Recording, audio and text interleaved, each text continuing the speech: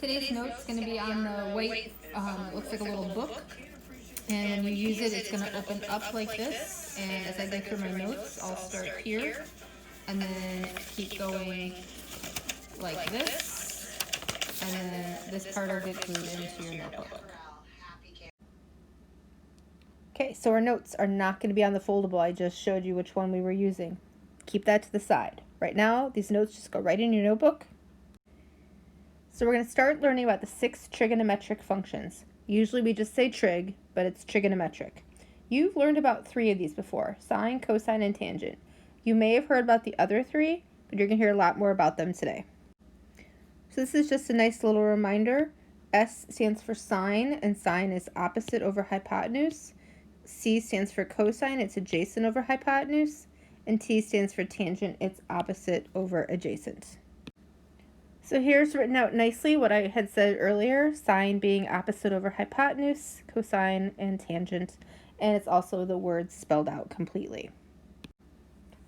These 3 are known as the reciprocal functions, and so if you look at sine and cosecant, you'll see that sine was opposite over hypotenuse, and cosecant is hypotenuse over opposite. It's this one flipped around. And then the next one is secant, and it's the reciprocal of cosine. It's also flipped.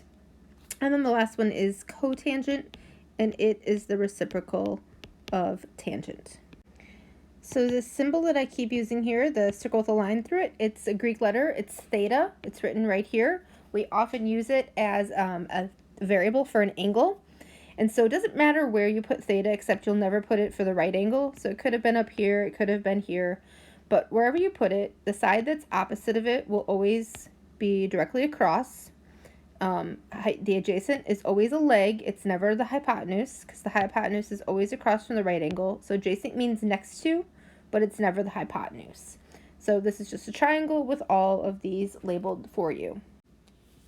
So eventually we're going to add the foldable right here where I kind of marked off an X, not quite sized to life. But to the side, underneath this triangle here, I want to remind you of 3 Pythagorean triples. You may have learned about this in geometry. They'll be really helpful if you remember them. It's never going to be something you're tested on. You could always do the Pythagorean theorem to come up with them, but I will use these 3 a lot. And the most important thing to remember about them is the last number here, the largest one, is always the hypotenuse. It doesn't matter which one of these are the other 2, but this one has to be the hypotenuse. So I can't have a 3, 4, 5 where the hypotenuse is 4. So a triple is just a nice way to remember, like 3 squared plus 4 squared is 5 squared, because 9 plus 16 is 25. So you could do the Pythagorean theorem, but learning these will make other problems a whole lot easier. So now we're going to start taking notes on the outside of that white booklet. So now let's put together what you were taking notes on and what a question might actually look like. So you might be given a picture like this and asked to find the 6 trig functions. I would start off by labeling the important pieces of information. So the 12 is across from the theta, so that's my opposite side. The 13 is my largest side. It's across from my right angle, so it's the hypotenuse. And 5 is next to the angle, so it is my adjacent side. Once I know that, I can find my sine and my cosine and my tangent. And then once I know those 3, I can find their reciprocals based off of those. So remember, sine is opposite over hypotenuse. So we're looking at 12 over 13. Cosine is adjacent over hypotenuse, so 5 over 13. And tangent is opposite over adjacent, so 12 over 5. And then we want to remember that sine goes with cosecant as its reciprocal, and cosine goes with secant, and tangent goes with cotangent.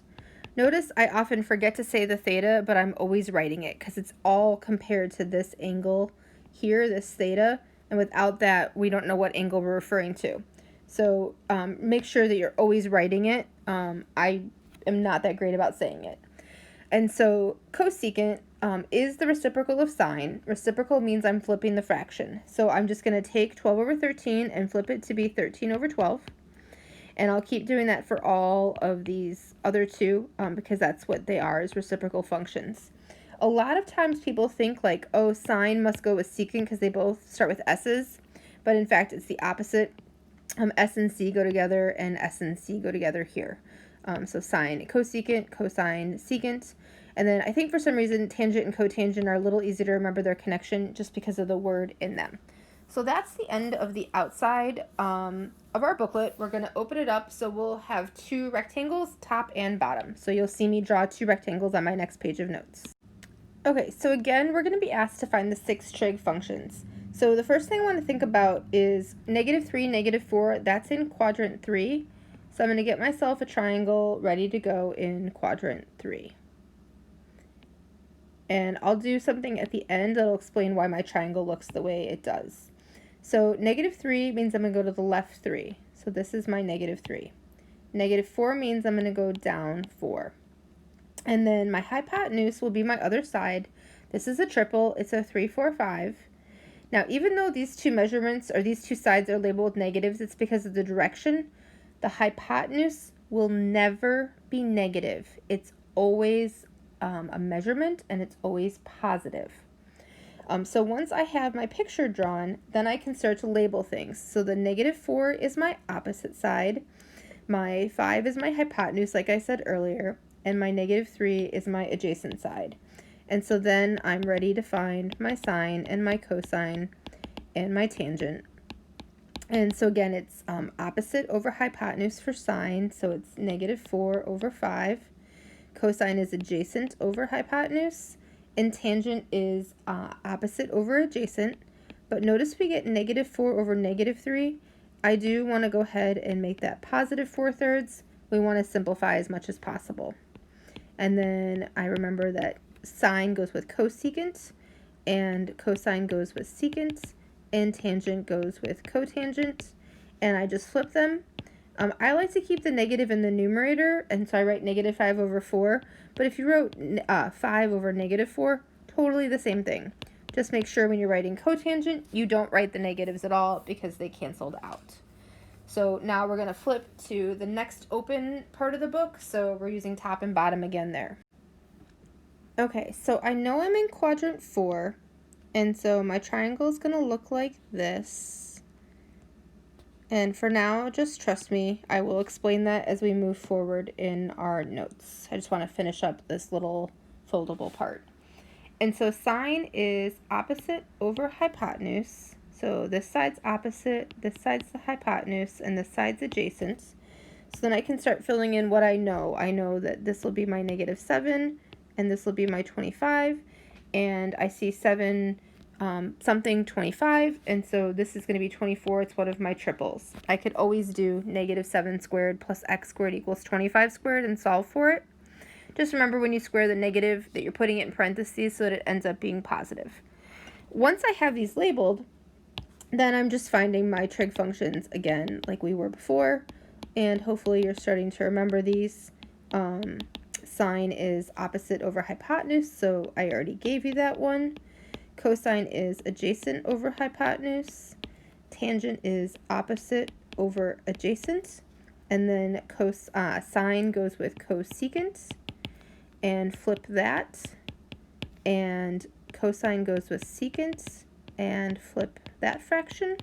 And tangent goes with cotangent. And flip that fraction. And that would be the end of that problem. And then we just have one last flap that we're going to save to do in class on Thursday after our quiz. So you should have a top and a bottom blank, but you can go ahead and glue this in. And we're going to take a little bit of notes underneath where you're gluing in. So make sure you save room for that. Okay, so you should be glued in here. This last one's blank. And then the last piece of notes we're going to take are going to be down here and down here. Okay, so now we're taking notes underneath where you just glued in the foldable. And a couple times I said, oh, I'll explain that later. Well, now it's later. How do I know what my triangle looks like? your triangle will always be one of these four when it's in the coordinate plane. So it kind of makes a bow tie, and if I look at each one separately, I'll see that there's always something on the x-axis. There's never any part of the triangle like resting on the y-axis. I'll look at theta, and it's always by the origin, and the right angle is also always on the x-axis. So in quadrant 1, my triangle looks like this part. In quadrant 2, like this part. In 3, like this. And in 4, like this. It'll always make one of those 4 parts of this bow tie. So you'll hear me say that a lot, or write that as a note on something that you turn in. And then the last thing, this doesn't really come into play a lot yet, but it's a little reminder for how you can see if you have answers correct. So ASTC, so the A stands for all 3 of the main trig functions are positive. The S stands for sine is positive, and that means that sine is positive, but cosine and tangent would be negative. And the T is tangent being positive. And again, tangent's positive, so sine and cosine are negative. And then I think you can guess that the C is cosine being positive, and sine and tangent will be negative. And a kind of way that ASTC can be remembered is that all seniors take classes. And it goes in the order of the quadrants: 1, 2, 3, 4.